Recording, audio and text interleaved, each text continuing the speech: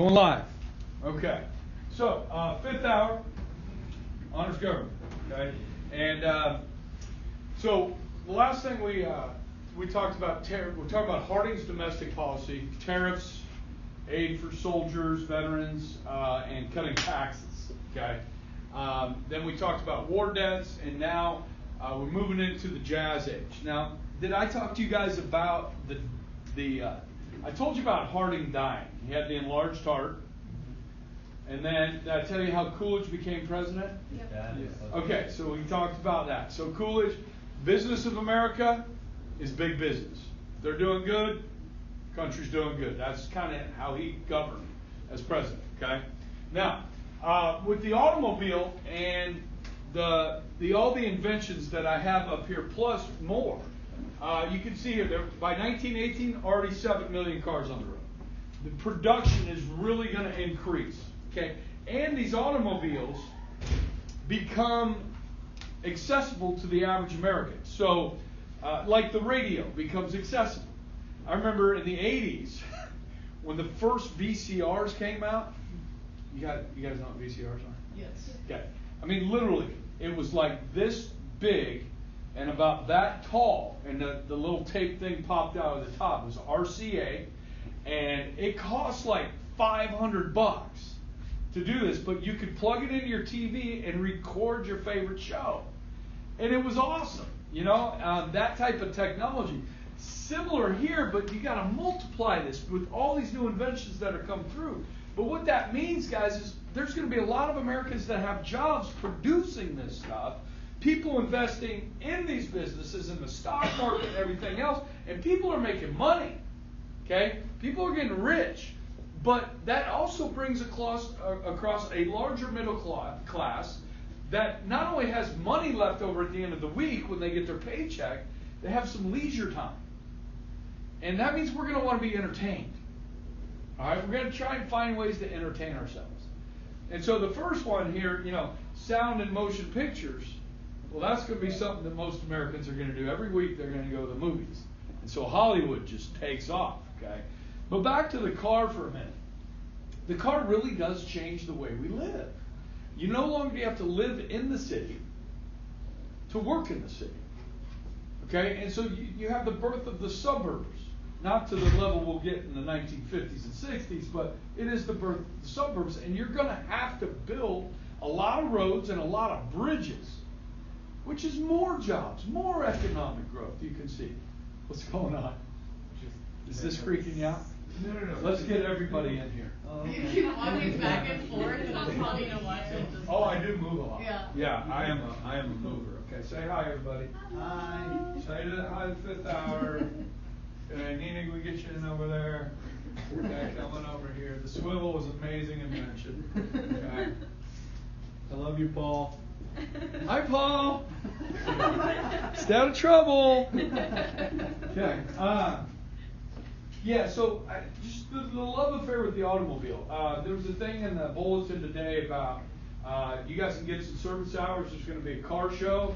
Okay, you can get 6 service hours. Okay, but what's the car show? You got a bunch of motorheads, right? I think that's the term people use today, motorheads, gearheads.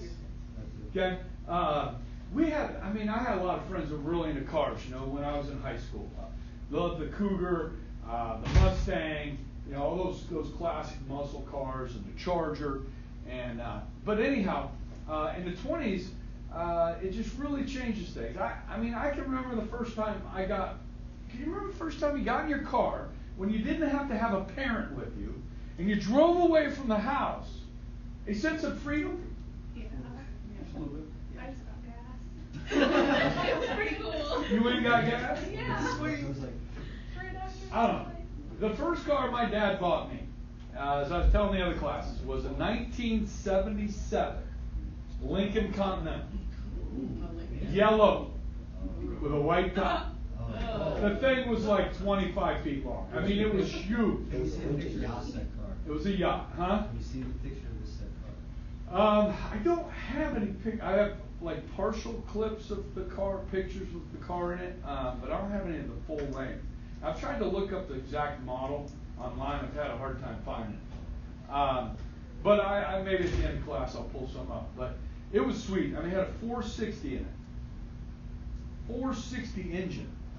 That's a massive engine. So when you hit the gas, that thing went. And then when you drove it, it was like floating on air. The thing just kind of, you know, great car, okay. And yes, I did some reverse drops in it. So you get it, put it in reverse, you get it going, rolling backwards, and then you drop it into low and hit the gas. Yes. You could fit 13 comfortably in my car. Okay. I dated this girl in high school when I had this car. Her name was Maureen, and she was a little petite thing, and it's a big bench seat, so it's not bucket seats like a lot of cars. Big bench seat. You know, she'd be over there against. You know, she's like 30 feet away. You know, she looked really small over there. But yeah, we called it the Yellow Submarine, and it was kind of a safety thing. My dad said, you know, if you're in a big, heavy car and you get in a wreck, you know, chances are you're going to win. Okay, and I still feel that way. When I drive my truck, the V8 in it, and you're driving around a little rice burner with a 4-cylinder engine in it, and we hit each other, I'm going to win. The Hemi. I got the Hemi. All right, and it goes. Yeah, I like to hit that gas and have it feel like it's going to go, not sputter along like Coach Dryford's car. Okay. Yeah. Guy I coach with in the summer drives a Prius. That's funny. It's electric and you can't even hear it. It's dangerous. You can't hear it. Okay. Anyhow. So the motion and sound picture really open up. I mean, you're seeing things that you've never seen before. But think about this with music. If you wanted to go here, if you wanted to hear music, you had to go to a concert unless you were doing it yourself or somebody in your family. You would have to go to a concert. Now, it's on the radio, and you can afford one. So you can listen to the music, and you can dance, and you can sing along. And then you can buy a record player called a phonograph and buy the discs of the music that you like, vinyl. Okay? And what's cool about those first vinyl phonographs is that not only could you play music, you could record your voice on those phonographs. So for the first time, people heard their voice recorded. You guys remember the first time you remember hearing your voice on a voicemail or something like that? You're like, oh, wow. Do I sound like that? Okay. Technology's awesome. Okay. The phonograph, the radio, the refrigerator. What did people do before they had refrigerators? How do you keep your eggs and your milk cold? An ice box, right? Like a cooler. And you would put ice in there and it would keep things cold. But where do you get the ice? From the store? From the Iceman. Where's the Iceman get the ice? Antarctica. Well, in the north, when it's cold. In the wintertime, they'll go to lakes and rivers and they will cut blocks of ice. They'll put it on trains. They'll put it on trucks that have coolers and ship it to the south. Now, I lived in the south for a long time. And our friends, our marchers are in the south. D.C. is considered the south. Because that's the first time I ever heard of grits. When I went to 8th grade, I went to D.C. on a school trip. And they served grits at breakfast. I'm like, what is that? That is nasty. I'm not eating that. And still haven't. Okay. And then I moved to the south, and all they drink is what? Sweet tea. Sweet tea. It's so annoying. You go to a wedding, that's all I got. Sweet tea. I'm like, I don't like tea. So, okay, it's 1900, the turn of the century. You're living in Hotlanta, Georgia, and it's August, and you want to serve sweet tea on ice. Southern hospitality. Bring some people up, okay? And, well, what you do is you dig a hole in the ground in the backyard, which we're going to call a cellar, okay? Now, depending on how much money you have, your cellar could be a dirt floor, or it could maybe have some wood pallets down or something, or concrete if you're wealthy enough, okay, with a drainage system. But most people didn't have that much money. So you would get the ice delivered in the wintertime, and then you'd put it in your cellar, and you would have that, and you could bring up a couple blocks of ice, put it in your cooler, your refrigerator, and it would keep your things cold. Now they used to put something on top of that ice to prevent it from melting. Not salt. Salt melts ice. You put salt on the meat, right, to preserve the meat and so forth. But what would you put on top of the ice to help it to insulate it from melting? Sawdust. Sawdust. You put sawdust over your ice and it would help it from melting. So what you do is you got company coming over, and so you go down to your cellar, take an ice pick, chip off the old block. That's where that saying comes from. You ever heard that? Yeah. And then you would serve your iced tea, sweet tea, and you're probably going to have some sawdust in it. But people got used to it. Yeah. It's such a luxury to have a refrigerator today. Washing machines, vacuum cleaners. I don't have these up here. The iron, the toaster, all of these conveniences of life really come about. Now, I was around not with these inventions, okay, but I was around with the inventions. Like I said, the VCR, the microwave was like huge. I mean, when they invented the microwave, it really changed things, especially popcorn. Yeah, the good old days of getting your pot out, put some oil in the pan, and on the stove. Any guys do that? Know how to do that? Okay. Yeah, good. So, yeah, the microwave, and then with music, you get you go from the vinyl to the 8-track to the cassette to the CD to digital music. Okay, and I've lived through most of that. Yes. And we guys have record players at home? Awesome. I got a great album collection. All right, so health and education advances. Many diseases brought under control during this time period. Typhoid fever, like any type of fever, like you get with the flu, is a killer. It kills the young, the old, those that are vulnerable. And then diphtheria is something that would really inflame or swelling of the esophagus. And so people would be dehydrated, they wouldn't be able to drink or eat, get sick, die. So that's brought under control, and then the measles is brought under control. Now, I've taken this kind of poll today on chicken pox.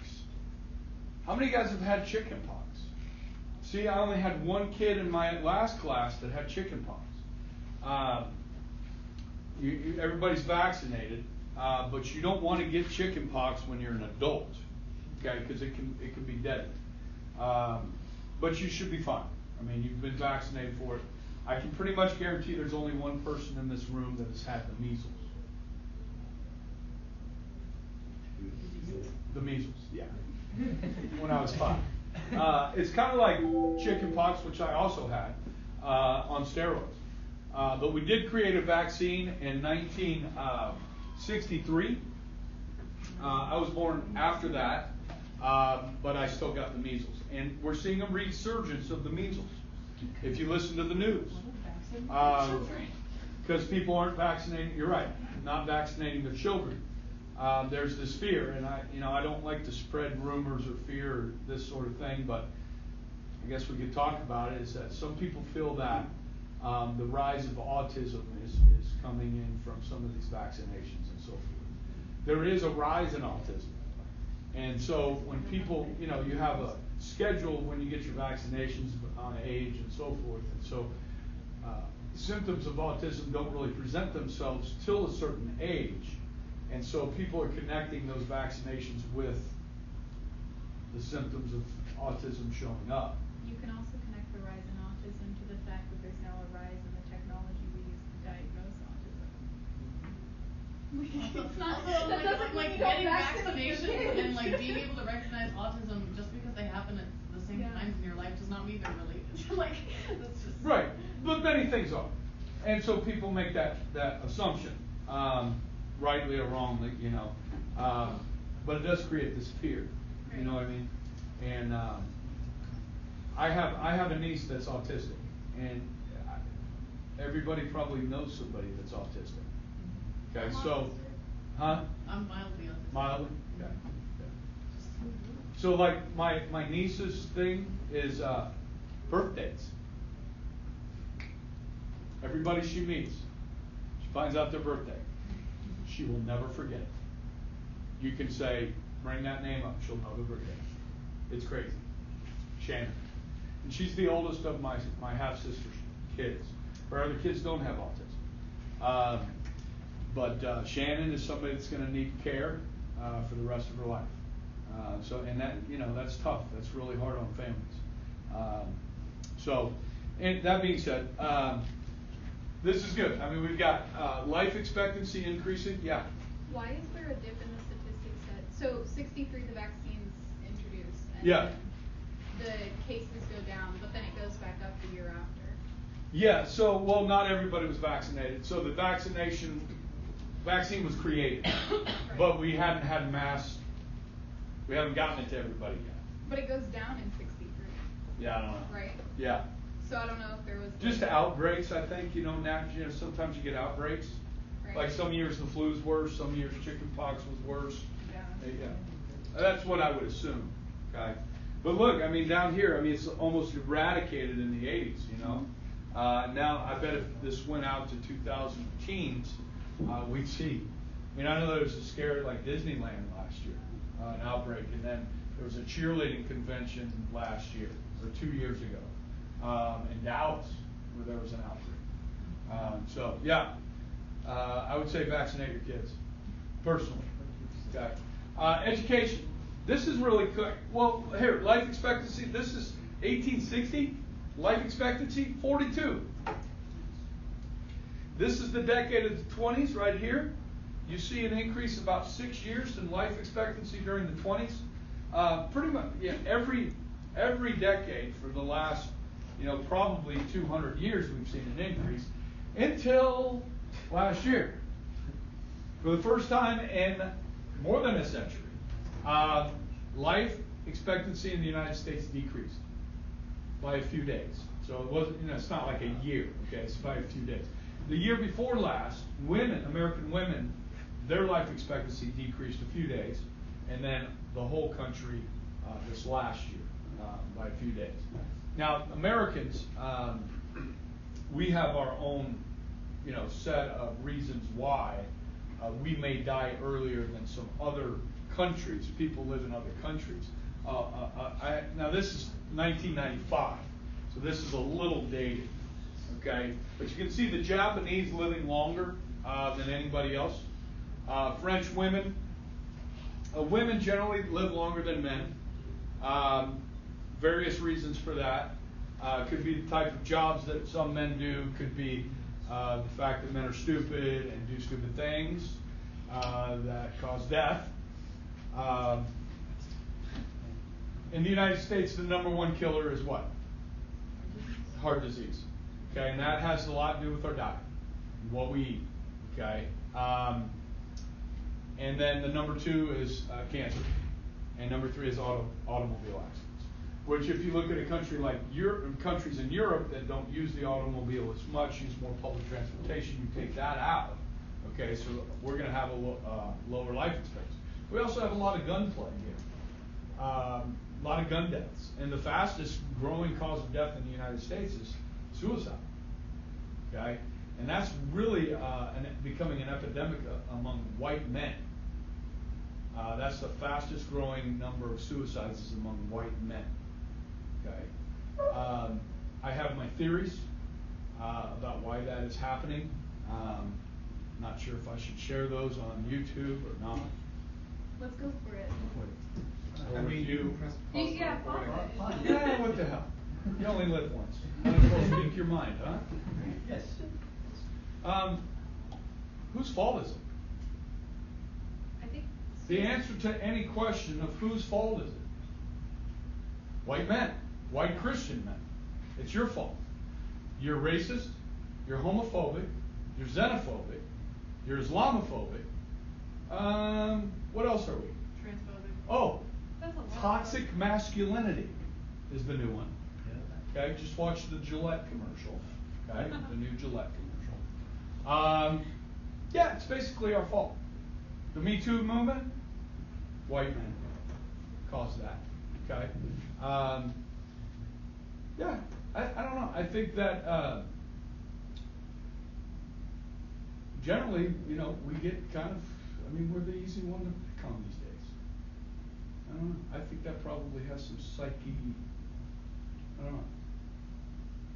Any other theories out there about why so many white men are killing themselves? Unemployment's down. Wages are starting to rise. Custody statistics? Like divorce and stuff. I mean, 80% of the cases are decided in favor of a woman. okay, yeah. I mean, not being able to keep your children might be an impact. I don't know. But it's true. I get generally upset with society when it comes to the treatment of men and boys. I feel like over the last 30, 40 years we've tried to feminize our men. And, you know, that old saying, you know, boys will be boys, men will be men. We've gotten into this thing with, you know, are there any real differences between men and women? We're all the same. And, you know, chivalry, opening doors for women, or trying to be protectors of women is now, by many women, is looked down upon. And so our usefulness is waning, I guess, in society. So sense of worthlessness.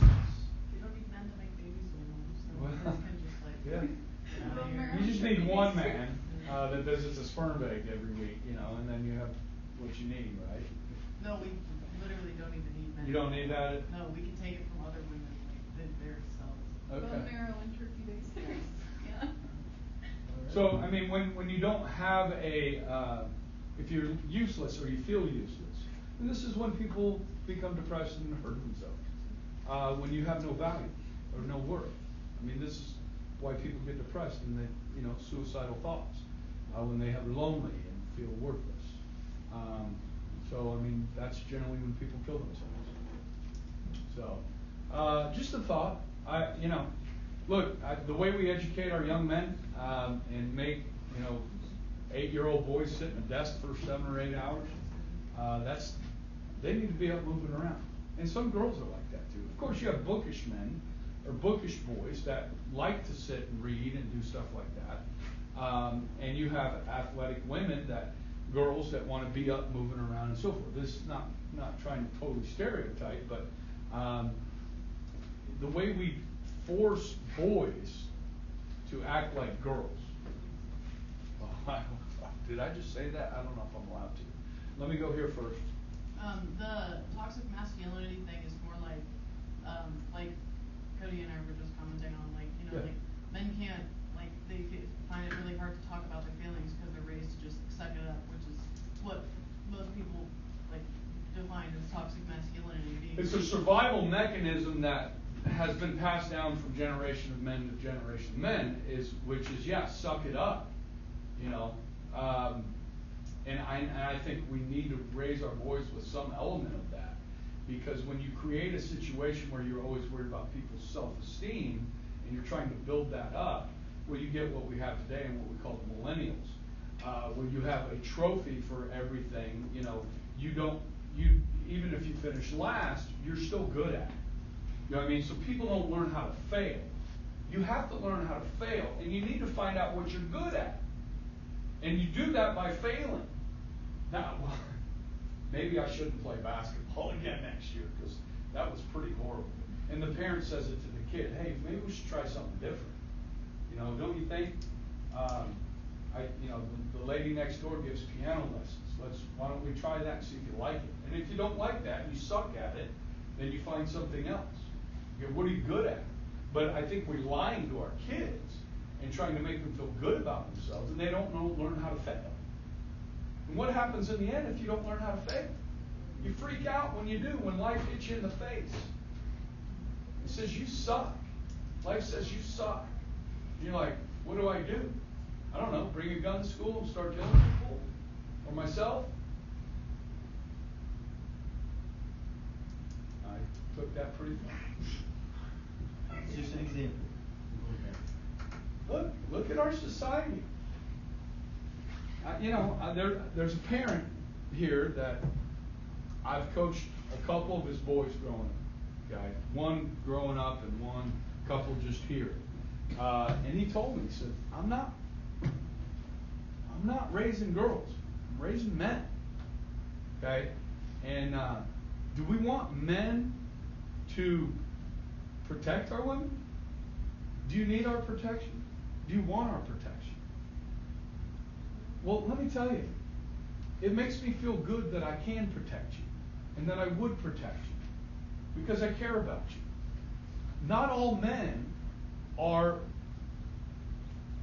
commit sexual assault. Not all men commit sexual harassment. Now, sometimes do men say things that are offensive to women? Sure. Okay? Well, okay. Get over it. That doesn't make us evil. Okay? Can we treat men how to be masculine and be gentlemen? That's what we want to do. That's why we need fathers in the house to teach them that. 71% of all African American kids are born out of wedlock. They don't have a father in the house. And you look at our country, that goes across all races. That's becoming a higher statistic. So, I mean, toxic masculinity is an issue, but it's not an issue with most men. I don't think it is. I mean, the Me Too movement was important, right? Where women felt comfortable to come out and talk about sexual harassment and talk about sexual assault. Okay? That's important that women feel comfortable to do that. And dang it, if something happens to one of you guys, you need to come forward. Okay? And those men should be held accountable. No question. Okay? But most men don't do it.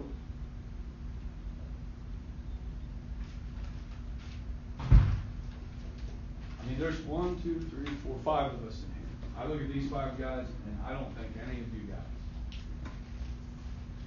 are going to commit sexual assault or harass. Okay? But we're going to be kind. I don't need Gillette to tell me how to be a good man.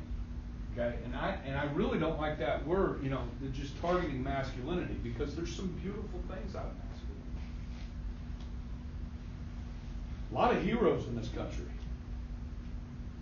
We talk about soldiers. Do we want to take all the masculinity out of our men?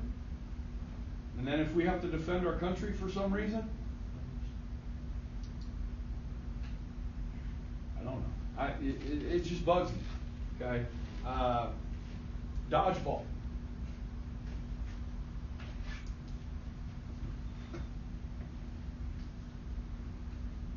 I mean, I think you can sum it up with dodgeball.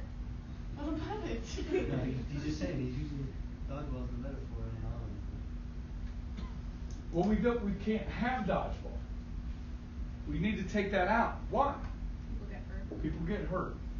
How bad? Head injuries. I mean, there are statistics. I'm not saying that maybe we don't play dodgeball at all, but the argument is that. How many kids in middle school are going to be thrown hard enough to give someone a concussion? Well, with the a dodgeball? dodgeballs they used to play with weren't like the foam ones. They were the hard rubber balls. You get hit. Bloody nose. That's Or right. well, what about swing sets? I mean, we're going to wrap our kids in bubbles? Yeah, and we can have desk edges. Right. Yeah.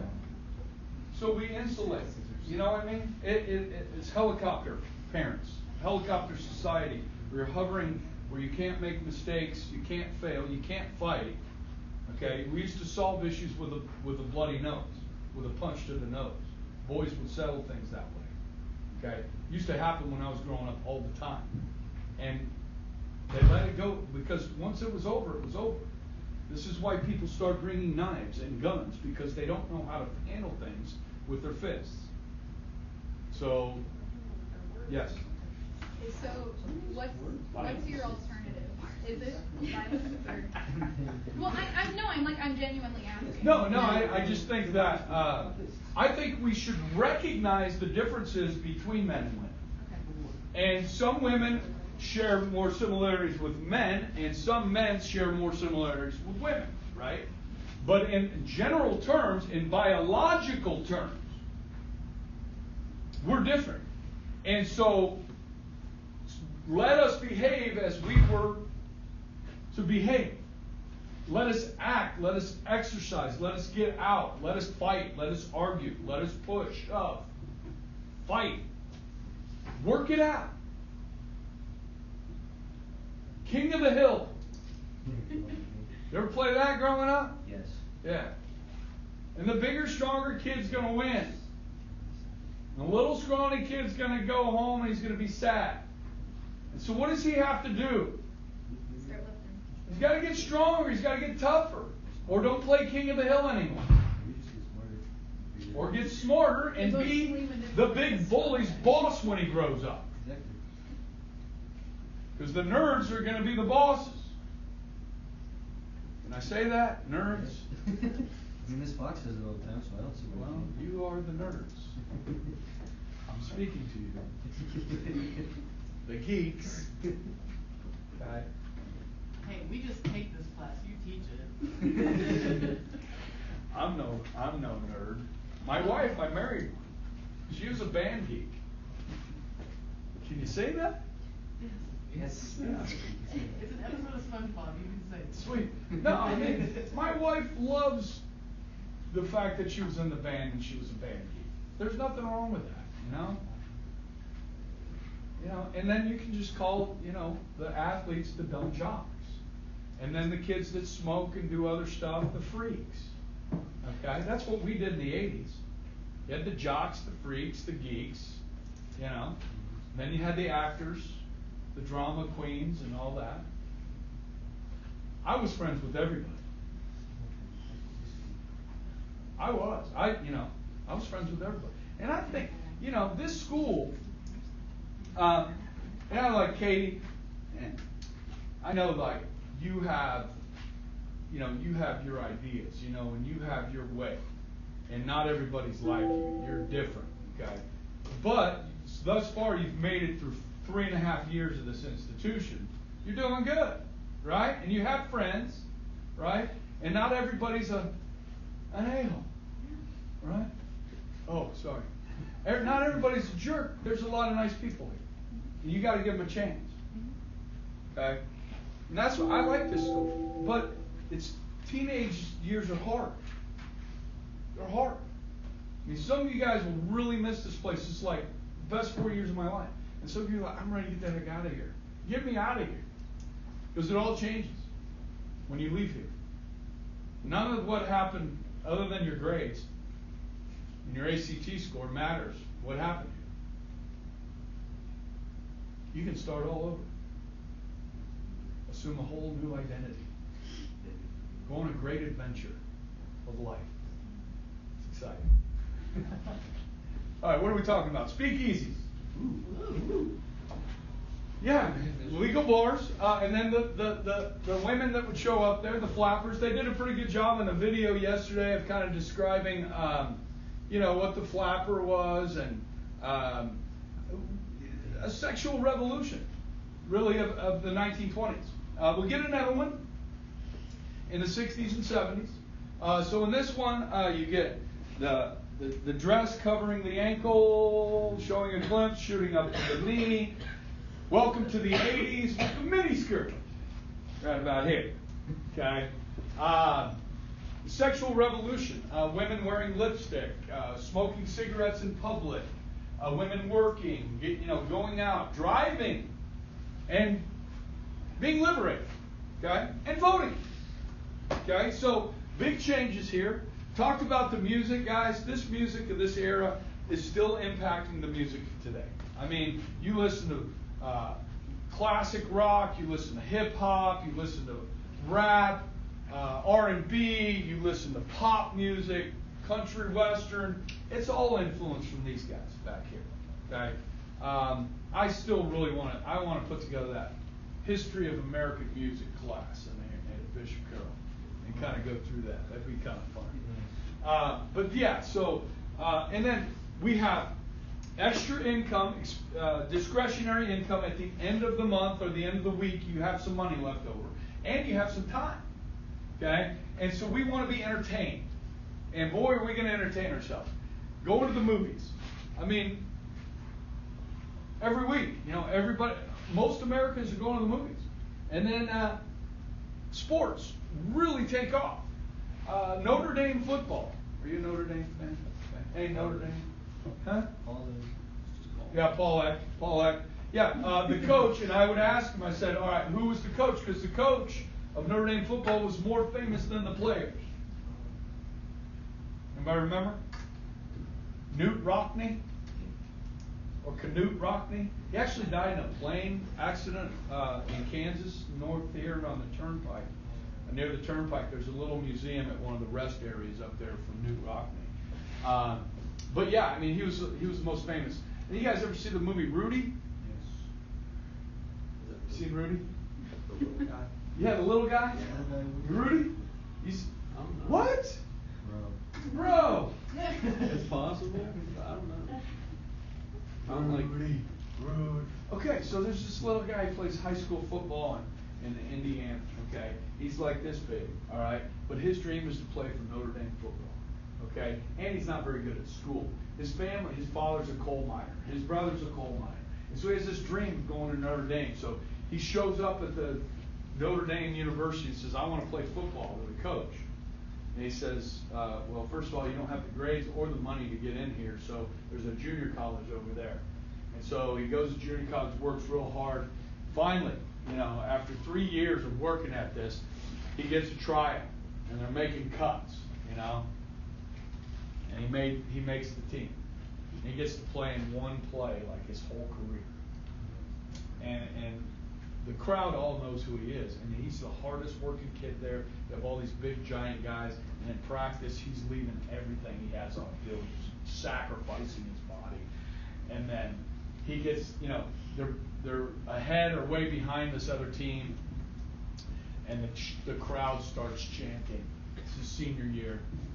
Rudy, Rudy, Rudy. And the whole crowd's going, Rudy. And the coach is like, all right, just put him in there. And he got 2 plays, kickoff and then 1 play. It's a great movie, okay? Notre Dame football. It gives you all the history of it. So I'm not a Notre Dame fan, but it's pretty cool. All right. 1927 Yankees, maybe the greatest team ever assembled. This is Babe Ruth, of course, the Sultan of SWAT, the Great Bambino, Colossus of Cloud, the Babe, okay? This is Lou Gehrig, okay? And he was famous as well, a wonderful player. He never quite reached the fame of Babe Ruth, but he did receive fame for another reason, and that's because he had ALS. And so basically they named ALS after Lou Gehrig and call it Lou Gehrig's disease. He gave a speech in front of the Yankee Stadium in front of the crowd. He famously said, you know, I consider myself to be the luckiest man on the face of the earth. He said, I've been, you know, dealt a tough hand, but I have a lot to live for. And that was his last public appearance. Okay? That was one of the greatest that ever played.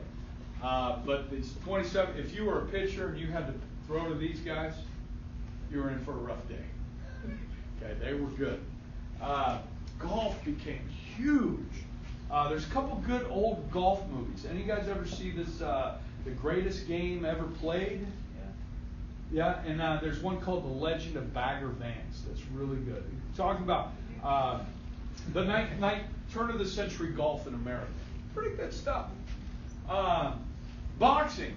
This is just Jack Dempsey right here, okay? And he's going to fight former Marine Gene Tunney in Philadelphia in front of 120,000 people, okay? So, I mean, sports just becomes this big thing in America, and it still is. Billion-dollar businesses, okay?